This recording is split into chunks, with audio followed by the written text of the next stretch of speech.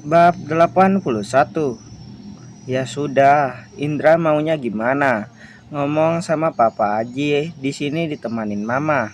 Tapi Mama maunya kamu sama Papa Aji nggak ada ganjelan lagi. Juga ngomongnya harus dengan baik-baik saja. Nasehat Mama Lina dengan lembut sambil membelai tangan Indra yang tadinya memegang lengannya. Papa Aji sedikit terkejut melihat kelembutan Mama Lina atas menasehati Indra. Indra mau tidur di sini dan Indra capek, kata Indra sambil berlalu masuk ke kamar yang biasanya ia tempati dan meninggalkan Papa dan Mama Lina yang tertegun melihat sikap Indra. Maaf, saya merepotkan Anda, Bu. Saya tahu bahwa anak saya tidak punya ibu sejak dia masih kecil, jadi kelakuannya emang sedikit liar, kata Papa Aji sambil menggaruk-garuk kepalanya yang tidak gatal. Ia sebenarnya malu sama Mama Lina yang harus menampung anak laki-lakinya, padahal ia sendiri punya rumah. Nggak apa-apa, Pak. Saya sudah menganggap Indra sebagai anak angkat saya. Saya sudah seperti kakaknya Alana. Kebetulan saya tidak memiliki anak laki-laki, jelas Mama Lina maklum. Maaf, saya mengganggu ibu dan bapak karena lanjut Papa Aji dengan salah tingkah. Suami saya sudah meninggal, jadi saya tinggal di sini seorang diri. Saya malah senang jadi saya ada temannya di Papiluan sebesar ini. Sebenarnya saya punya rumah sendiri, tapi anak dan menantu saya memiliki anak yang masih kecil-kecil dan mereka berdua juga bekerja. Jadi saya dan besan saya mengurus cucu-cucu kami. Ya begitulah, akhirnya saya harus berada di sini. Tapi senang juga karena rame banget, jelas Mama Lina dengan senyum lembutnya. Sebenarnya Papa Aji juga berharap kalau ia bisa menimang cucu. Jadi rumahnya yang besar itu akan ada keramaian dan celoteh cucu yang lucu. Nah, itulah kenapa saya berharap Indra cepat menikah, supaya saya bisa punya cucu seperti Anda itu. Kebetulan istri saya juga sudah meninggal, jadi rumah sangat sepi, apalagi Indra sekarang gak mau tidur di rumah. Curhat Papa Aji kepada Mama Lina yang membuat Mama Lina sedikit gak enak hati, karena si Indra kan sering nginap di Papiluan, membuat Papa Aji merasa sendirian. Maaf loh Pak, kalau dengan saya mengangkat Indra menjadi anak saya membuat Indra malah sering tidur di sini dan bukannya di rumah, kata Mama Lina tidak enak hati. Bukan salah Anda Bu, itu salah anak saya yang emang ya gimana ya, kurang kasih sayang seorang ibu, jadi ya gitu, kata Papa Aji dengan lugas. Ia gak mau menyalahkan orang lain, karena kalau ditelisik ini juga salahnya yang gak mau cari ibu lagi buat Indra. Tapi ia juga takut kalau ibu tiri hanya mencintai dirinya saja atau hartanya dan bukan Indra anaknya. Padahal seumur Papa Indra itu masih gesit dan tampan. Ya, saya mengerti Pak. Biarlah Indra tidur di sini dulu, agar besok pagi dia bisa berpikir dengan tenang. Mungkin dia hanya lelah saja, jadi emosinya meledak-ledak. Setelah istirahat, pasti moodnya bisa berubah. Jelas Mama Lina berharap agar Papa Aji nggak marah dan bisa memaklumin Indra. Saya minta tolong, nitip anak saya Bu. Saya hanya bisa berharap besok dia mau pulang ke rumah, kata Papa Aji dengan sendu. Ia juga rindu anaknya. Bayangkan ia di rumah besar hanya sendirian dan tidak ada yang menemani. Maaf ya Pak, terkadang saya juga sudah menyuruhnya agar pulang ke rumah. Tapi ya begitu jawabannya, saya dianggap mengusirnya dari sini. Lagian saya juga takut kalau dia terkesan saya usir. Dia nggak ada tempat untuk mencurahkan isi hati, malah larinya ke hal-hal yang negatif. Makanya kemarin-kemarin saya biarkan saja. Mudah-mudahan besok saya bisa memberinya pengertian agar dia mau pulang ke rumah bapak, kata Mama Lina lagi. Maaf loh Bu, Saya selain merepotkan juga mengganggu karena bertemu malam-malam. Saya pamit pulang dulu. Pamit Papa Aji karena hari sudah malam. Waduh, saya lupa Pak, kata Mama Lina sambil menepuk jidatnya. Kelupaan apa Bu? Tanya Papa Aji keheranan. Saya lupa menawarkan minum buat Bapak, kata Mama Lina sambil tersenyum malu. Karena ia sudah lupa untuk menawari Bapak Aji minuman. Padahal Bapak Aji kan tamu. Lah, ndak usah Bu. Saya juga sudah kurang sopan karena bertamu malam hari. Saya pamit ya, kata Papa Aji lagi, sambil bangkit dari tempat duduknya dan diantar oleh Mama Lina sampai ke pintu luar. Sedangkan ada seseorang yang mengawasi kebersamaan Mama dan Papa Aji dari ruang makan sambil terkekeh geli. Kayaknya bisa nih, hehehe. Sehabis sholat subuh, Mama Lina mempunyai kebiasaan untuk tidak tidur lagi. Dia langsung memasak untuk sarapan. Padahal di rumah utama para ART Saka dan keluarga perdana juga menyediakan sarapan untuk seluruh penghuni rumah. Tapi sebiasanya Alana, Saka, Leo, dan Rangga. Bahkan terkadang besannya sering mampir ke Papiliwan untuk sekedar sarapan bersama dan minum kopi di pagi hari. Jadi Mama Lina sengaja menyiapkan sarapan yang meski sederhana tapi selalu membuat mereka selalu kangen berkumpul di pagi hari. Dan pagi itu juga Mama Lina sudah bertekad untuk memberi pengertian pada Indra supaya ia bisa pulang untuk sekedar menemani papanya. Karena setelah berbincang malam tadi, Mama Lina semakin gak enak karena Indra sering berada di Papiliwan untuk menemaninya. Pagi mah, sapa Alana yang sudah membawa Sa. Sedang Saka menggendong Alendra. Kalau Genta sebagai si sulung sudah nggak mau diperlakukan seperti itu lagi oleh kedua orang tuanya. Jadi Genta memilih untuk berjalan digandeng oleh Saka. Pagi sayang, kalian mau berangkat kerja. Biar anak-anak di sini juga nggak apa-apa. Kayaknya Genta juga libur kan? Tanya Mama Lina sambil dengan cekatan menyiapkan sarapan di meja makan. Iya Ma, Alana akan ikut. Aku untuk membantu membereskan beberapa urusan kantor supaya bisa cepat selesai. Karena Leo kan rencananya dalam bulan ini akan menikah. Jelas Saka sambil menaruh Alendra di kursi kecil. Sedangkan Sa sudah diambil alih oleh omanya supaya Alana bisa menyiapkan sarapan untuk suaminya dan Genta. Loh, Mama kok nggak tahu? Tanya Mama Lina dengan heran. Hahaha, kebelet kawin mungkin mah, kata Saka sambil mengunyah nasi goreng sebagai menu sarapan pada pagi itu. Kok bisa? Emang sama siapa? Tanya Mama Lina lagi.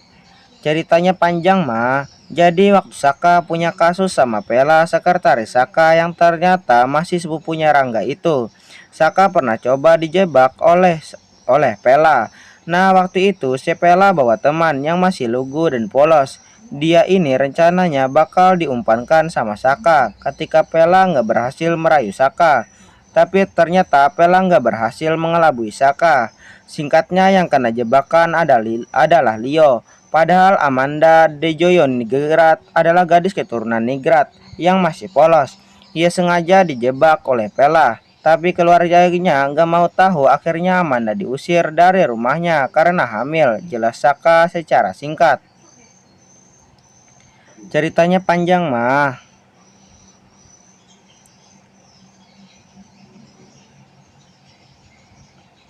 Nanti kisah Leo akan diceritakan tersendiri karena cukup panjang konfliknya. Ternyata masih ada sangkut pautnya sama kamu ya Bi, tanya Alana sambil berkecak pinggang. Kemarin Saka ceritanya nggak sedetail ini, nggak ada cerita tentang Pela yang menjebak Saka. Itu cerita lama sayang, bahkan itu pas Yara masih di Penang. Jelas Saka salah tingkah. Saka tetap takut kalau Alana salah paham, makanya ia emang gak pernah menjelaskan secara detail. Ah, Saka selalu begitulah nak. Saka emang sukanya begitu. Heran kok kamu bisa suka sama dia. Paling-paling dia udah ONS sama Pela itu, sahut Indra memanas-manasi.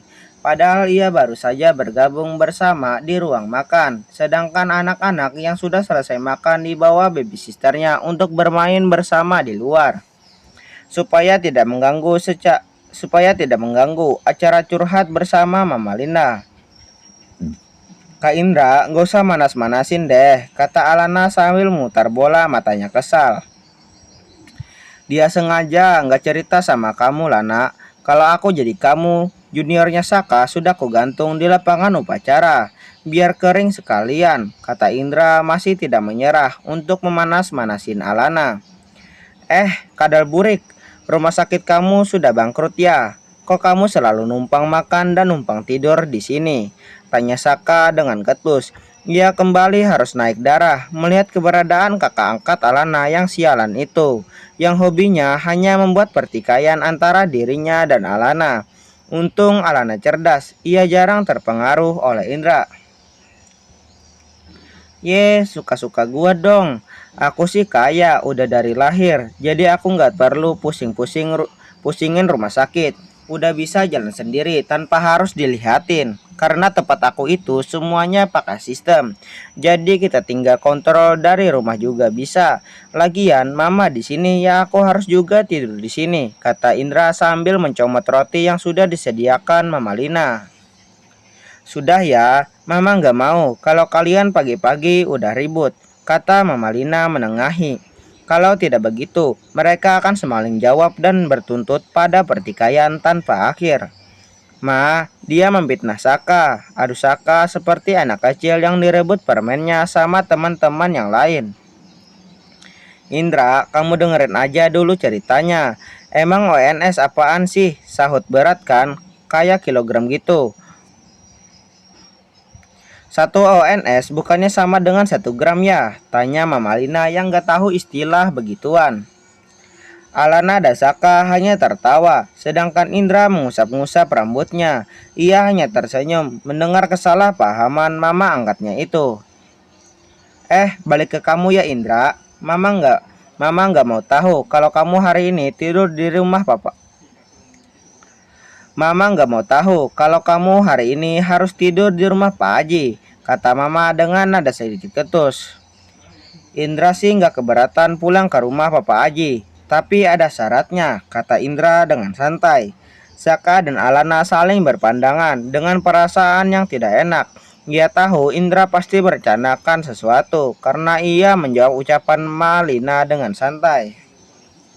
Syaratnya apa? Kalau Mama bisa kabulkan, maka Mama akan kabulkan, kata Mama dengan lugas. Ia nggak ngerti kalau anak angkatnya ini sedang merencanakan sesuatu.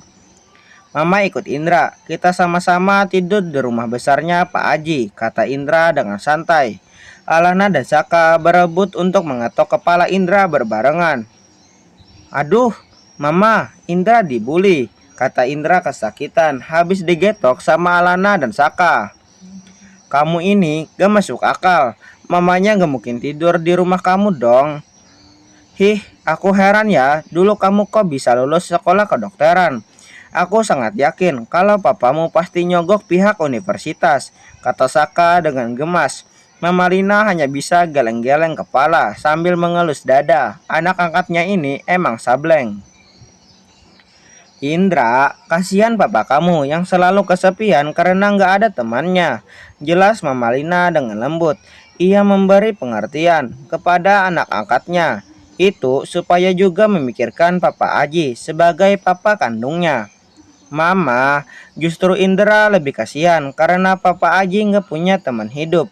Gimana kalau Mama Lina temenin Papa Haji sebagai teman hidupnya? Kata Indra santai sambil mengunyah roti yang sudah disediakan mama angkatnya itu.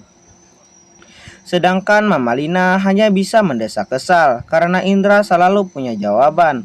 Mama Lina juga heran, kenapa dulu Indra nggak jadi pengacara saja, malah jadi dokter.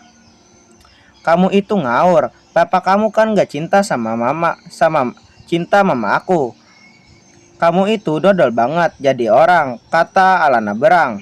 Jadi kalau papa aku menyatakan cinta sama Mama Lina mau? Tanya Indra lagi. Kini matanya penuh harap dengan jawaban Mama Lina, membuat Mama Lina menjadi jengah dan tidak lagi memaksa Indra untuk pulang ke rumahnya sendiri. Daripada entar Mama Lina dipaksa menerima cinta Papa Aji, atau Papa Aji dipaksa untuk menikah dengan Mama Lina. Ah, Indra ruwet. Sudah, habiskan sarapan kamu. Kamu mau berangkat kerja kan? Tanya Mama Lina sambil mengalihkan perhatian Indra ke hal-hal yang lain. Oke, siap Ma, jawab Indra dengan senyuman kemenangan.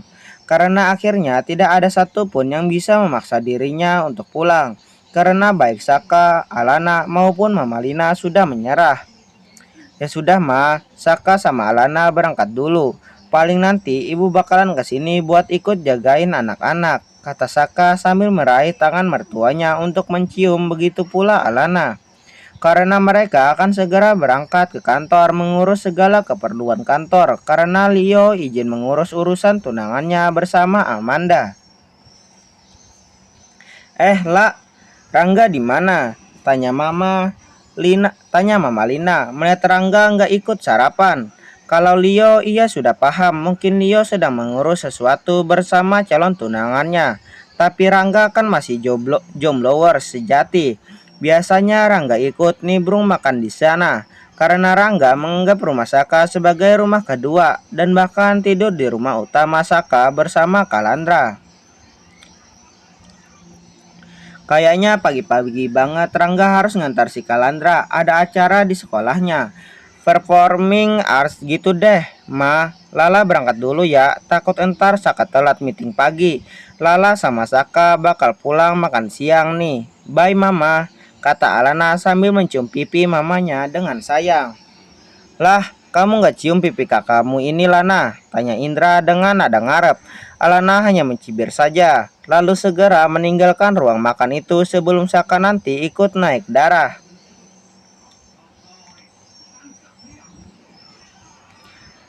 Bab 82. Saka pulang ke rumah dengan raut panik, dan setelah masuk ke dalam kamar, ia segera mengemasi pakaiannya ke dalam koper dengan cepat. Alana mencoba mengejar Saka yang masuk ke dalam kamar mereka berdua, karena ia tidak pernah melihat Saka seperti ini. Ia bingung sekaligus gelisah. Ia cemas kalau Saka sampai ada apa-apa. Alana tertegun karena ternyata Saka hanya membawa pakaiannya saja dan tanpa mengajak Alana. Karena biasanya ia mengajak Alana untuk ikut serta kemanapun ia pergi dan selalu berbincang padanya tentang apa saja. Karena mereka selalu mengutamakan kejujuran di dalam hubungan mereka. Bi, ada apa sih? Emang kamu mau kemana? Kok kamu packing pakaian kamu? Tanya Alana dengan nada bingung. Tapi yang ditanya hanya memasang raut wajah datar dan dingin, gak seperti biasanya. Malah Saka terlihat jelas ingin menghindari Alana. Bi, ada apa sih? Kamu jangan buat aku khawatir ya, seru Alana kesal saat Saka hanya diam dan cuek saja. Saat ia bertanya pada Saka dengan sungguh-sungguh, tapi Saka kembali memalingkan wajahnya dan tidak mau memandang wajah istrinya yang sudah dalam mode kesal setengah mati dengan tingkah Saka yang sepertinya menyembunyikan sesuatu. Malah sekarang Saka sudah menyeret koper yang berisi pakaiannya ini dan pergi begitu saja tanpa pamit dengan Alana. Dan kali ini Alana membiarkan saja dan tidak ingin mengejar Saka. Alana seperti mengalami dejavu. Ia pernah mengalami hal ini ketika pernikahannya bersama dengan Irfan. Dan kini ia mengalaminya sekali lagi bersama Saka yang notabene laki-laki yang pernah berjanji tidak akan pernah meninggalkan dirinya dan berjanji akan selalu membicarakan segala permasalahan dengan duduk bersama. Alana hanya mendesah dan menghela napasnya dengan berat. Lagi-lagi ia harus mengalami yang dinamakan ditinggalkan tanpa pesan dan tanpa penjelasan tentang apa yang membuat Saka kesal dengan Alana. Tapi Alana bukan tipe wanita yang merengek karena cinta. Ia membiarkan kalau emang Saka ingin pergi dan tidak ingin menjelaskan apa-apa dengannya. Saka mau kemana Lana? Kau bawa koper? Tanya ibu Risana dengan nada heran. karena di luar saat bertemu dengan Saka, Saka tidak menjawab saat ia ditanya oleh ibunya hendak kemana. Alana juga nggak dikasih tahu. Mungkin ia ingin pergi ke suatu tempat menyendiri atau bertapa kali bu. Jadi nggak mau kita tahu. Jawab Alana setelah mendesak karena dalam hatinya ia juga tidak terima dibeginikan oleh Saka. Tapi ia mau apa? Bukankah cinta tidak bisa dipaksakan? Loh, kok gitu sih? Kamu gak coba nanya dia mau kemana? Dasar anak gandeng. Apa dia mau bikin masalah lagi kayak kena kapan hari? Tanya ibu dengan nada tinggi. Alana kembali terdiam. Mungkin Saka sudah bosan dengan dirinya. Karena Saka dan Alana bagaikan surat dan perangko. Tidak bisa dipisahkan akhir-akhir ini. Bu, biarlah Saka menenangkan diri. Mungkin benar ia ingin menyendiri. Dia terlalu sering bersama Alana. Mungkin dia bosan. Bu, Lana mau istirahat dulu. Kepala Alana pusing. Jawab Alana masih membela Saka suaminya itu. Sekalipun Saka mendiamkannya, tapi ia tidak bisa tidak membela suaminya itu. Karena Alana emang mencintai Saka. Jadi mau gimana lagi? Istirahatlah. Jangan sampai kamu pikiran dengan anak ibu itu. Biarlah kalau dia macam-macam, ibu akan mencoret namanya dari daftar kartu keluarga ayah, kata ibu dengan geram. Ia bingung dengan Saka yang suka melakukan hal-hal yang menurutnya aneh. Ibu, jangan begitu. Kalau emang Alana harus pergi, biarlah Alana saja yang pergi. Jangan Saka yang dicoret dari daftar kartu keluarga dong. Bela Alana lagi. Iya, kamu ini disakiti masih saja belain Saka, gerutu ibu sambil meninggalkan Alana yang masih terdiam melihat ibu mertuanya itu malah yang geram dengan tingkah anaknya. Sudah seminggu, Saka pergi dari rumah tanpa pesan dan tanpa penjelasan, yang membuat ayah ibunya yang uring-uringan. Kemana sebenarnya Saka, Lana? Apa kalian bertengkar? Tanya ayah dengan lembut. Ia tidak mau menyakiti Alana yang tampak sedih karena kepergian Saka yang tiba-tiba. Enggak ayah, kita tidak bertengkar. Sebenarnya Alana merasa seperti saat Irfan meninggalkan Alana dulu. Tapi ya sudahlah, kalau Saka emang seperti ini. Biarlah Alana saja yang mengalah. Alana akan bawa Genta, Alen, dan Sa untuk tinggal di rumah mama saja. Jadi Saka bisa balik ke sini, kata Alana sambil memandangi seluruh rumah ini. Rumah yang berbulan-bulan terakhir ini membawa keceriaan dan kebahagiaan bagi dirinya. Bahkan setiap malam tidak pernah terlewatkan kehangatan di atas ranjang karena percintaan yang selalu memanaskan suasana di kamar mereka berdua. Jangan pernah kamu pergi dari sini. Biarlah kalau Saka ingin pergi, tapi kamu dan cucu-cucu ayah tetap di sini, kata ayah dengan tegas dan meninggalkan ibu dan Alana yang terdiam dengan pikirannya masing-masing. Alana segera membuka pesan yang masuk ke dalam ponselnya. Kalau kamu ingin tahu kelakuan suami kamu bisa datang ke kantor sekarang. Masuklah langsung ke ruangan pribadi Tuan Narendra.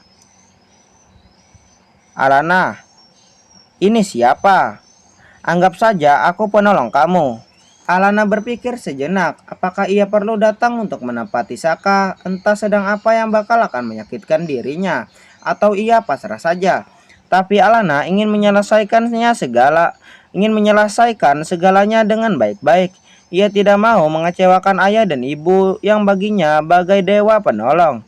Sendari dia masih kecil sampai sekarang, ia sudah memiliki anak. Walau saat ini ia memutuskan untuk menjadi istri kedua Saka, ia memang hanya memikirkan bagaimana keluarga perdana akan memiliki keturunan melalui dirinya. Bu, Lana mau ke kantor Saka dulu. Kayaknya Alana harus menyelesaikan masalah yang sekarang sudah terjadi di antara kita secara baik-baik dan dewasa, kata Alana meminta izin ibu mertuanya untuk pergi menemui Saka. Kamu gak sedih Saka melakukan hal ini sama kamu, Lana? Tanya ibu mertuanya itu dengan segan. Sebenarnya ia nggak boleh mencampuri urusan rumah tangga anaknya itu lagi. Tapi ia penasaran melihat Alana begitu legowo dan tidak menangis-nangis kayak wanita pada umumnya. Ibu, Alana mencintai Saka, tapi Alana nggak mau memaksakan kehendak Alana untuk membuat Saka tetap di sisi Alana. kalau Saka emang gak mau melakukannya. Salah satu mengapa Alana bersedia waktu itu karena Alana ingin membalas budi sama ayah dan ibu. Karena ayah dan ibu sangat baik dengan keluarga Alana. Jelas Alana dengan sendu. Jangan bilang Alana gak sakit hati dibegitukan. Tapi Alana menganggap ayah dan ibu mertuanya itu sangat berharga. Dan kasihan kalau sampai mereka tidak memiliki keturunan. Ya ampun Lana, anakku emang sudah gila kalau sampai ia menukar permata yang berharga sepertimu dengan batu kali. Gerutu ibu di sana dengan gemas. Alana semakin yakin kalau ibu dan ayah pun sudah mengetahui sesuatu. Ini yang membuatnya yakin untuk menemui Saka secara diam-diam, menurut pesan singkat yang mampir di ponselnya tadi. Saat ini Alana sudah di basement gedung perkantoran Saka yang sering dikunjungi bersama Saka beberapa waktu kemarin sebelum kejadian Saka mendiamkan dirinya selama 1 minggu ini. Ia juga heran apa yang menjadi alasan Saka melakukan hal itu. Bukannya ia juga sudah pernah bilang kalau sebaiknya apapun yang ingin dilakukan Saka, entah itu keinginannya untuk berpisah dengannya, akan lebih baik kalau Saka mendiskusikannya baik-baik. Sekalipun Alana tidak akan menolerir Saka yang mendua dan lebih baik berpisah, karena Alana merasa nggak akan mungkin sanggup berbagi cinta semacam dulu lagi. Toh, ia sudah mengerjakan bagiannya, yaitu memberikan keturunan pada keluarga perdana untuk membalas kebaikan mereka di masa lalu pada keluarganya. Alana memutuskan berangkat dari rumah dengan menyetir mobilnya sendiri, tanpa menggunakan supir seperti biasanya. Ia berhenti di lagi menyusun hatinya untuk melihat kejadian yang terberat sekalipun. Ia berharap untuk menyelesaikan hubungannya bersama Saka secara baik-baik. Sekalipun ia juga nggak yakin kalau ia nggak bakal menangis kalau ternyata Saka benar seperti dugaannya. Ya Allah, kuatkan hatiku terhadap apa yang akan aku lihat dan akan aku alami. Jangan buat aku sedih berlarut-larut ya Allah. Kasihani anak-anakku ya Allah. Doa Alana yang ia panjatkan dengan suara keras di dalam mobilnya. Jujur Alana berperang batin saat ini. Ia antara mau dan tidak untuk turun dan menghadapi kenyataan. Hatinya berdenyut sakit saat Saka tidak mau menatapnya dan menganggap dirinya orang asing. Posisi parkir mobil Alana di pojok sendiri sehingga ia bisa dengan leluasa melihat mobil-mobil yang masuk ke areal basement. Tanpa sengaja, netra Alana menangkap mobil Saka yang masuk areal parkir basement. Tapi ia tidak melihat kalau Saka menyupir mobilnya sendiri, melainkan Leo yang menyupiri mobil milik Saka itu. Mobil Saka emang sangat banyak dan salah satu yang menjadi kesayangan Saka dan selalu ia pakai untuk berpergian sendiri atau berdua dengan Alana adalah mobil sport Koenigsegg CCXR Tripetia warna merah. Tapi yang menjadi bahan keheranan Alana adalah karena Leo yang melangkah turun bersama seorang wanita cantik berpakaian anggun. Alananya yang tadi mau turun untuk bertanya dengan Leo jadi mengurungkan diri untuk meminta tolong sama Leo. Ia menganggap pasti Leo akan menutupi kesalahan Saka dan membelanya. Alana juga tahu kalau Leo bahkan sanggup merelakan nyawanya untuk membantu Saka karena lagi-lagi untuk membalas budi kepada bos mudanya itu. Karena Leo juga salah satu orang yang menerima budi dari Ibu Irsana dan ayah Saka juga. Apa itu adalah calon tunangannya Leo yang seharusnya jadi umpan untuk menjebak Saka, gumam Alana dengan suara lirih. Padahal di mobil itu dirinya hanya sendirian, tapi Alana tetap berkata lirih. Alana melihat Leo berjalan bersama wanita cantik itu dengan langkah yang canggung. Leo berjalan di depan dan wanita itu berjalan di belakang menaiki lift tertinggi yang langsung naik ke lantai di mana hanya para pejabat tinggi perusahaan berkantor, termasuk Saka. Alana mendesah-resah. Ia di dalam dilema, bakal naik atau tidak, atau jangan-jangan wanita tadi sudah melakukan hubungan dengan Saka. Sejuta pikiran negatifnya timbul karena ia pernah menjadi seorang wanita yang diduakan. Alana akhirnya memutuskan untuk menemui Saka. Apapun yang akan terjadi nantinya, Ia berharap hatinya akan kuat dan bisa melangkah dengan penuh kemantapan. Alana keluar dari mobilnya dan merapikan penampilannya. Alana dalam 1 minggu ini hanya bisa menangis dalam diam. Ia tidak berani menunjukkan itu kepada anak-anaknya. Kalau anak-anaknya bertanya, ia akan menjawab kalau dedinya sedang keluar negeri mengatur pekerjaan. Bahkan, anaknya yang bontot kesayangan Saka beberapa hari ini terserang demam karena mungkin rindu dengan dedinya yang tidak kunjung datang. Dan Alana pun terlampau takut untuk menghubungi Saka terlebih dahulu karena takut kecewa kalau Saka akan menolaknya. Alana memakai kacamata hitam untuk menutupi wajahnya yang sembab karena kurang tidur. Sekalipun ia tidak menangisi Saka terus-menerus karena takut ketahuan oleh anak-anaknya, terutama Genta yang sangat kritis bertanya pada mominya dengan kondisi tidak pulangnya Saka. Siang bu, sapa satpam yang berjaga di luar lift melihat Alana berjalan menuju lift khusus petinggi kantor Saka. Lift sama yang dipakai Leo bersama wanita tadi. Alana hanya mengangguk tanpa melepaskan kacamatanya. Alana masuk ke dalam lift dan memencet lantai di mana kantor Saka berada. Tubuh Alana sedikit gemetar, tapi ia tidak menguatkan hati untuk berjalan ke arah kantor Saka. Ting, lift berhenti di lantai 50, di mana kantor Saka berada, dan Alana berjalan keluar dengan ragu saat pintu lift sudah terbuka lebar. Alana menghela napasnya yang kian berat saat mendekati kantor Saka. Ia melihat Leo ada di kantornya sendirian, tidak bersama wanita cantik yang bersama dia tadi. Kantor Leo emang berbeda dengan milik Saka yang tertutup dengan tembok semua. Sedangkan kantor Leo ada kacanya di sisi depan dekat pintu keluarnya sehingga Alana dapat dengan mudah melihat melihat ke dalam kantor Leo. Alana langsung merangkai potong-potongan pajal yang ada. Berarti wanita cantik itu adalah kekasih baru Saka yang membuatnya pergi dari rumah selama seminggu. Dan mungkin inilah yang dimaksud oleh pesan singkat yang ia terima di ponselnya tadi. Mungkin Saka itu sedang menggauli wanita cantik itu di dalam kamar pribadinya. Bukankah Alana juga sering melakukan make out, bahkan make love di dalam kamar pribadi Saka yang ada di dalam kantornya itu? Mungkin wanita cantik itu yang mengirimkan pesan singkat itu supaya Alana bisa melihat kelakuan Saka dan menceraikannya. Alana kali ini hanya pasrah, tapi baginya berselingkuh adalah haram hukumnya baginya.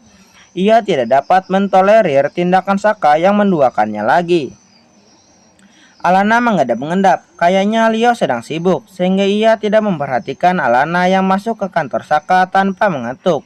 Alana hanya ingin menangkap basah Saka bersama siapa di dalam kantornya itu. Cekrek, Alana masuk ke dalam ruangan kantor Saka yang terlihat lengang. Tidak ada percakapan yang ia tangkap di sana. Ia masuk ke dalam dan melihat kursi kebesaran Saka kosong. Fix, tidak ada orang di dalam kantor Saka. Tapi pesannya adalah masuk ke ruangan pribadi Tuan Narendra. Alana berjalan menuju pintu ruangan pribadi Saka. Ia sering berada di sana bersama Saka. Ia mencoba menempelkan telinga ke daun pintunya, tapi ia tidak menangkap suara apa-apa. Kemudian ia ingat kalau ruangan itu kedap suara. Alana kembali mendesak kecewa. Ia harus masuk kalau ia ingin melihat atau mendengar sesuatu. Tapi tak mungkin Saka seceroboh itu dengan tidak mengunci ruangan itu saat Saka berwik-wik ria. Tapi Alana tidak putus asa. Ia mencoba membuka itu dan walhasil pintu terbuka. Alana bersorak dalam hati. Ternyata semudah ini. Alana mengendap-endap berusaha menajamkan telinga, tapi tidak mendengar suara maupun seorang wanita maupun pria. Alana melebarkan pintu agar ia bisa masuk. Hanya ruangan yang gelap yang menyambutnya. Aneh, mungkin Saka berdua di kamar mandi. Alana melangkahkan kakinya untuk bisa masuk ke dalam. Tapi tiba-tiba ada tangan yang membekap mulutnya dan memeluk tubuhnya. Alana menjerit kaget. Ia tidak menyangka kalau usahanya menangkap basah jadi sia-sia. Bekapan di mulutnya terlepas, tapi tubuhnya masih ada di dalam pelukan orang yang mengagetkan Alana. Tahu siapa yang membekapnya dari aroma maskulin parfum yang dikenakannya. Kamu,